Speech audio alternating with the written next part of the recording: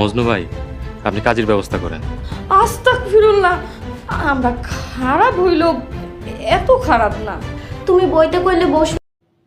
খুবই ধামাকা পর্ব নিয়ে এগিয়ে চলেছে বৎসরত ধারাবাহিক নাটকটি।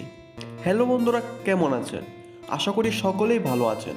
আপনাদের প্রিয় ধারাবাহিক নাটক বৎসরতের 24 নম্বর পর্বের ধামাকা কাহিনী নিয়ে আসলাম। অলরেডি কিন্তু 23 নম্বর পর্বটি প্রকাশিত হয়ে গেছে। যারা এখনও দেখেন নাই, দেখে নেবেন। আর এই 24 নম্বর পর্বটি কবে প্রকাশিত হবে এবং 24 নম্বর পর্বে কী হতে চলেছে তা জানতে পারবেন আমাদের ছোট্ট একটি ভিডিওতে। তাই ভিডিওটি স্কিপ না করে দেখতে থাকুন। মায়ের জীবনে দুটি খুবই হৃদয় বিদায়ক ঘটনা ঘটে গেছে। একদিকে মায়ার মামার মৃত্যুতে সুখ, আর একদিকে জামাল মরিয়মের বিয়ে। মায়া এই দুঃখে খুবই ভেঙে পড়েছে। তবে এখন কথা হলো, মায়ার মামার মৃত্যুর আগে মায়াকে প্রতিশ্রুতি দিতে বলেছিল যে সে আরেকটি বিয়ে করতে। মায়া তার মামাকে প্রতিশ্রুতি দেয় যে সে একটি বিয়ে করবে। তাহলে কি মায়া এখন নতুন বিয়ে করতে চলেছে? যদি বিয়ে করে তাহলে কাকে বিয়ে করবে? আর এদিকে মরিয়ম এখন জামালের স্ত্রী। মরিয়ম কিন্তু তার আব্বার অপমানের কথা ভুলে নাই।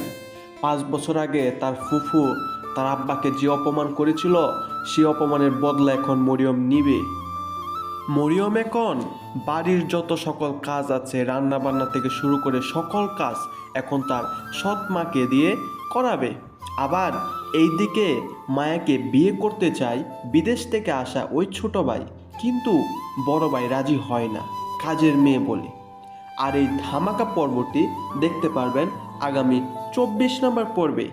আর এই 24 নম্বর পর্বটি প্রকাশিত হতে চলেছে আগামী 17ই মার্চ দুপুর ঠিক 3:30টার সময়।